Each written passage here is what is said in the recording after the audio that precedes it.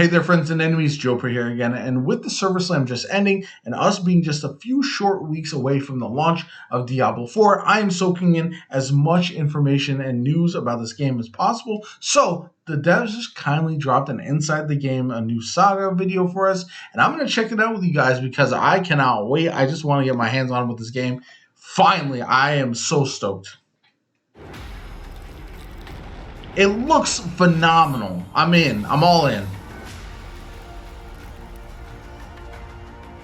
In Diablo 4 will appeal to both new players and hardcore Diablo fans. I think that's a good idea. In this next chapter, we really wanted to return to our darker roots.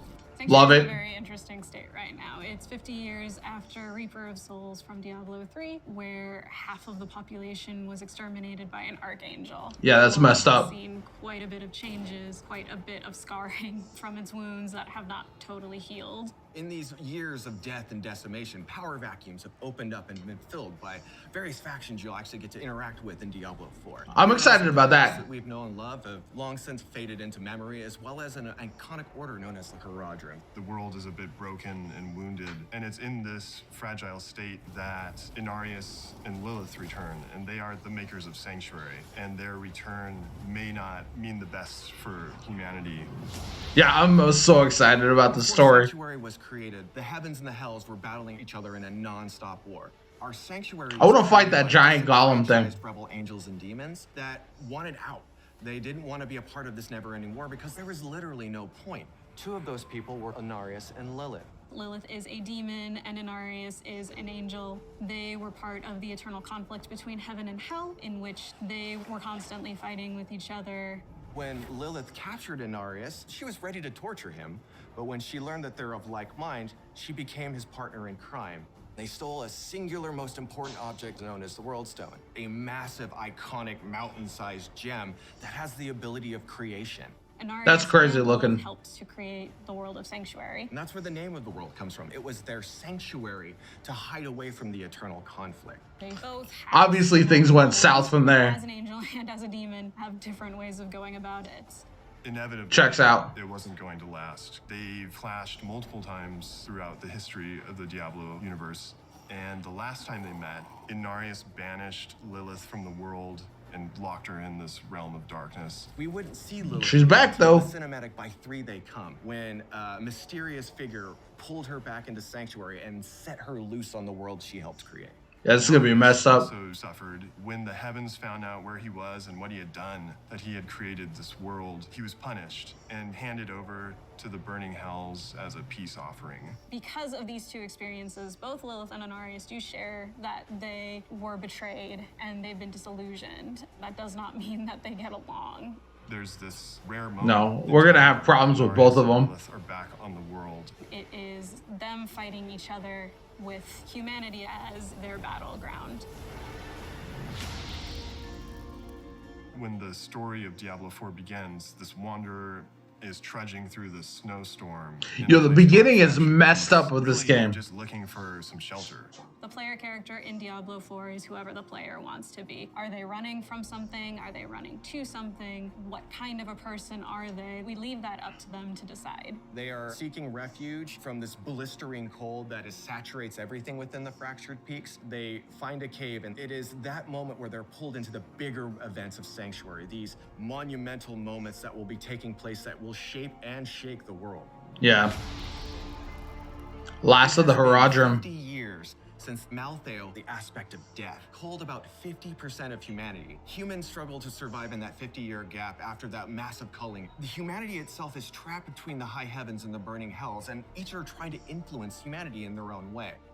The player's asked to save Sanctuary by a specific character that we actually remember from Reaper of Souls. His name is Lorath Nar.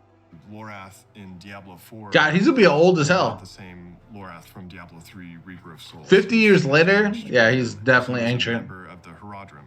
And the Haradrim is this secretive order of scholars and mages who protect the world from demons and other supernatural threats. Lorath is much older and weathered from the things that he's seen. Makes sense. Struggling with who he is with the Haradrim and even without the Haradrim.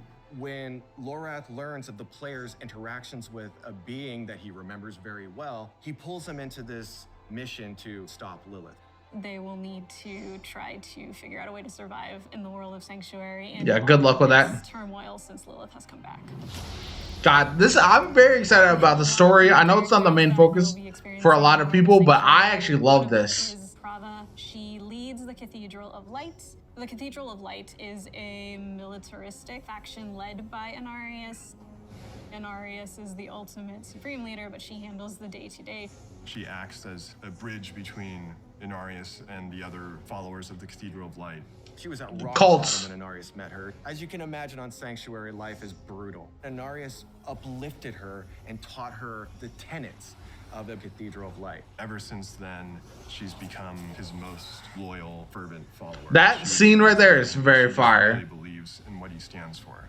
Inarius is in various states of bitterness. You're seeing a faction that has done as much good as necessarily bad. You as a player get to decide how you feel about those actions, and yeah, will be at the forefront of all of it. I don't think Inarius is a good guy. He is this very gifted mage who also is a scholar. We find him in this place called Scotsglen, where he's made a name for himself and become something of a hero. In Diablo IV, Well, I kind of like this guy. He's relationship definitely thick.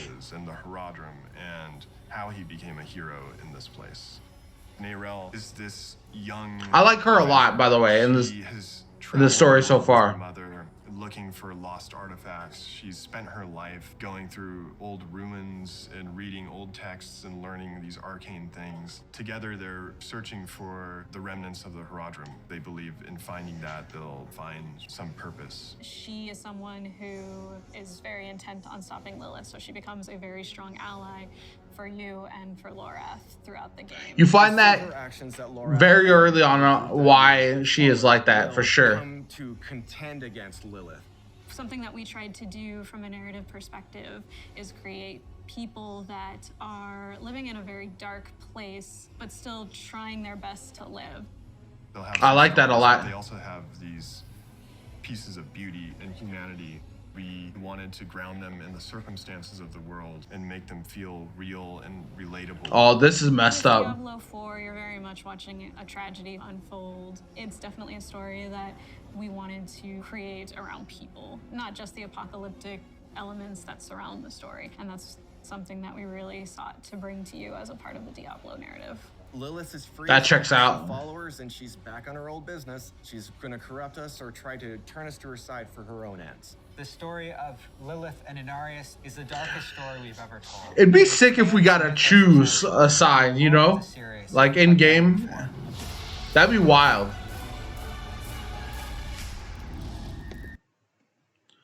Imagine if you gotta actually choose which side to go with. I doubt it would end well if you sided with Lilith, but overall, this is cool. I'm excited. I'm looking forward to the story of this game more than I would have expected. Normally, I'm into the Diablo games for the gameplay and the fun with the friends, the co-op, all that kind of stuff. But this story sounds very intriguing to me, especially the darker tone, figuring out more what's happening with the world of Sanctuary, how it's going to unfold between Inarius and Lilith, how our character is going to have an effect on that, all this stuff. And I think there's a lot of likable and well-rounded characters to get to know in the game too, which I think is vital for a game like this if you want people to enjoy the story.